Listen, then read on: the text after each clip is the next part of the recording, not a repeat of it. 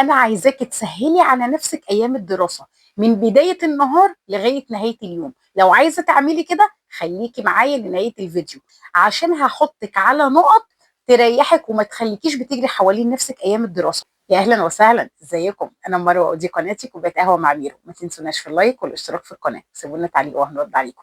ويلا بينا نبتدي الفيديو. انا جايه اقول لك الفيديو النهارده عن الاخطاء اللي بتقعي فيها ايام الدراسه وبتعطلك وبتاخرك وبتضايقك وبتوترك، وانتي السبب فيها. انت تقدري تريحي دماغك من الهوسه دي كلها بواحد اتنين تلاته تريحي الدماغ، ومنها بتعملي كل حاجه.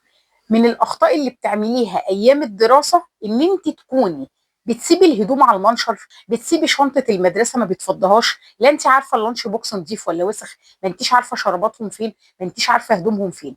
تيجي اول ما تقومي من النوم بتجري حوالين نفسك، عايزه تلبسي، عايزه تحضري شنطه المدرسه، عايزه تحضري السندوتشات، وكل ده بيعمل لك ايه؟ توتر وقلق، علشان انت ما جهزتيش من بالليل حاجتك. لو انت مجهزه هدوم ولادك من بالليل وعارفه ولادي بكره هيقوموا الصبح هيلبسوا ايه، انت اللي هترتاحي.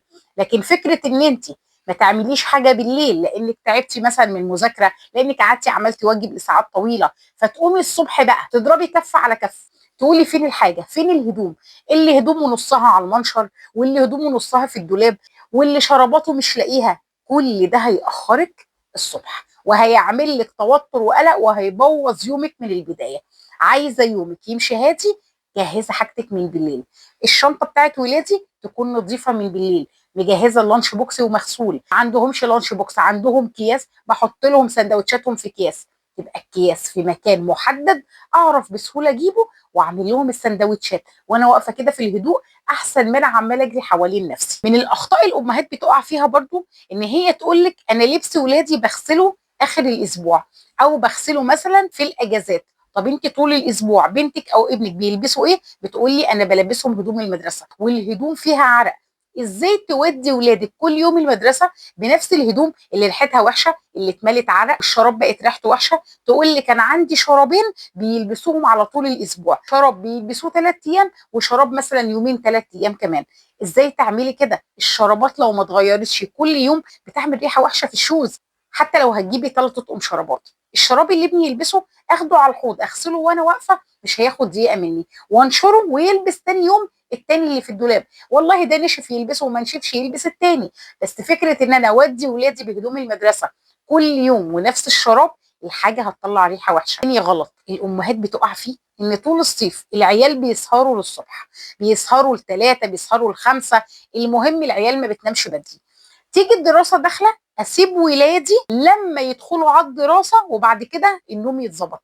اكبر غلط ممكن تقعي فيه لو بتعملي كده.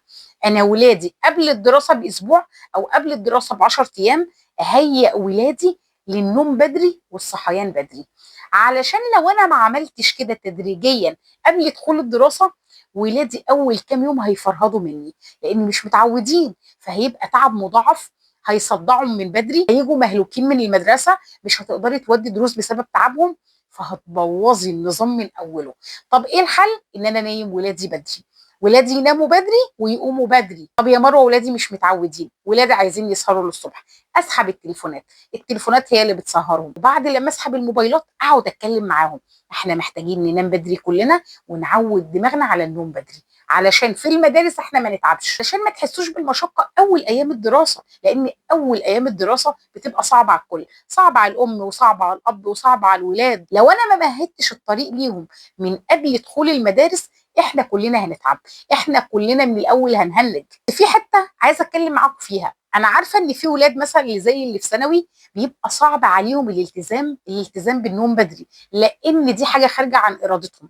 في ناس بيبقوا مثلا ثانوي منازل، حتى لو ثانوي عام المشكله بتبقى كبيره في ايه؟ دروسهم بتبقى متاخر. دول صعب تظبطي معاهم النوم بدري، ودول صعب تتحكمي في نومهم. بس على قد ما تقدري، لو مثلا ولادي بيجوا متاخر من الدروس على 11 على 12، الايام التانيه اللي بيجوا فيها بدري من الدروس، لو في ايام بيجوا فيها بدري يبتدوا يناموا بدري. طول ما احنا بننام بدري طول ما صحتنا احسن، طول ما احنا بننام بدري طول ما نشاطنا عالي، طول ما اليوم هيمشي مرتب وهيمشي هادي، مفيش تعب، مفيش ارهاق ذهني، مفيش هبطان، نقدر نكمل اليوم بسهوله ويسر. تالت غلط الامهات بتقع فيه ان اول ما اولادك يروحوا المدرسه تستنيهم من على باب الشقه، لازم تاخدي منهم التقرير كامل، عملت ايه ورحت فين ومين كان معاك واتكلمتوا في ايه وفطرت ولا لا. انا ما بقولكيش ما تساليش ولادك، انا بقول لك خلي ولادك يرتاحوا. خدي ولادك الاول اول ما يجوا من المدرسه بهدوء بالراحه، دخليهم حمامهم، خليهم يغيروا هدومهم، خليهم يغسلوا وشهم ويغسلوا ايديهم، خليهم يهدوا. لو عندك حاجه حلوه قدمها لهم، عندك عصير فريش قدم لهم، لو عامله مثلا صينيه كيكه احط لهم قطعه كيكه واكلهم، لو انا مخلصه الغدا بتاعي ابتدي اغرف لاولادي واكلهم. بس بلاش اول ما ولادي يجوا جايين تعبانين جايين مرهقين من المدرسه وافضل اتعبهم في الكلام وافضل اخلص الطاقه اللي فاضله منهم، كده حرام. سيبي ولادك ترتاح، وبعد كده بعد ما يتغدوا وهم كده قاعدين مثلا بيرتاحوا على الكنبه وهم قاعدين كده على السرير هيريحوا شويه ساعه او ساعتين، اتكلم معاهم. يومك كان عامل ايه؟ عملتوا ايه النهارده؟ في حاجه ضايقتك؟ اتكلم مع ولادي في كل حاجه، بس بعد لما ولادي يختار الوقت اللي يناسبهم، اختار الوقت اللي طاقتهم تسمح بالكلام. رابع غلط الامهات بتقع فيه ان تنزل ولادها المدرسه من غير فطار او وجبه خفيفه او كوبايه عصير او سندوتش، اي حاجه خفيفه قبل ما ينزل المدرسه، دي ترفع مناعته. لان ابنك اول ما بينزل بيتعرض لهواء ساقع، احنا في الشتاء ممكن تجيله نزله برد بسهوله.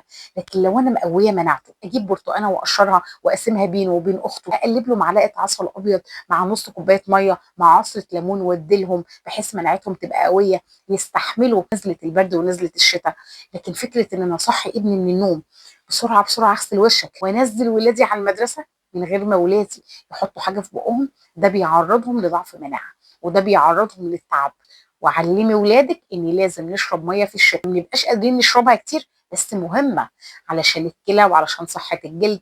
ما ينفعش ولادي ما يشربوش ميه في الشتاء حتى لو هم مش حاسين ان هم عطشانين. علم ولادي ان لازم يشربوا الميه، واجهز لاولادي ازايز الميه بتاعتهم اول ما اقوم من النوم، اجهز الميه واجهز اللانش بوكس واسيبها لهم في شنطتهم. خامس غلط الامهات بتقع فيه ان هي بتستسهل. يعني ايه؟ يعني تنزل تجيب لاولادها العصير اللي في السوبر ماركت، العصاير اللي فيها مواد حافظه. العصاير دي مليانه سكريات، مليانه سكريات، يعني ابني مع الوقت تركيزه هيقل، نشاطه هيقل، عكس ما انت فاكره. انت فاكره ان العصير فيه سكر فهيديله طاقه. السكريات اللي في العصير سكريات عاليه قوي، نسبتها عاليه قوي. بدل ما تعملي كده وتدخلي ابنك في مشاكل في المناعه وتدخلي ابنك في تعب، دلوقتي المحلات بتبيع ازايز فاضيه بتاعت عصير.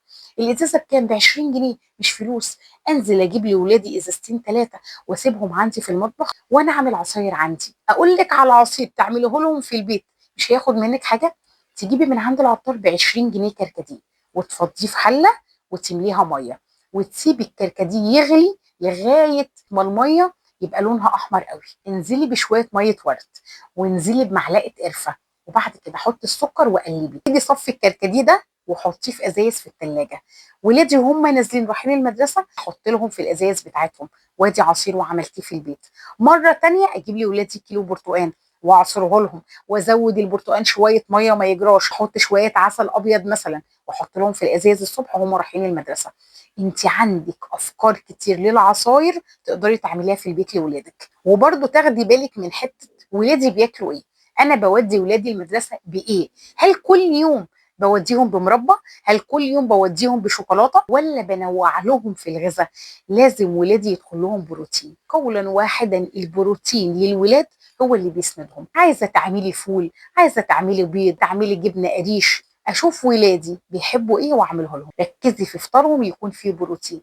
البروتين هو اللي هيسندهم طول اليوم في المدرسه. جسمهم بيتكون من ايه؟ من البروتينات.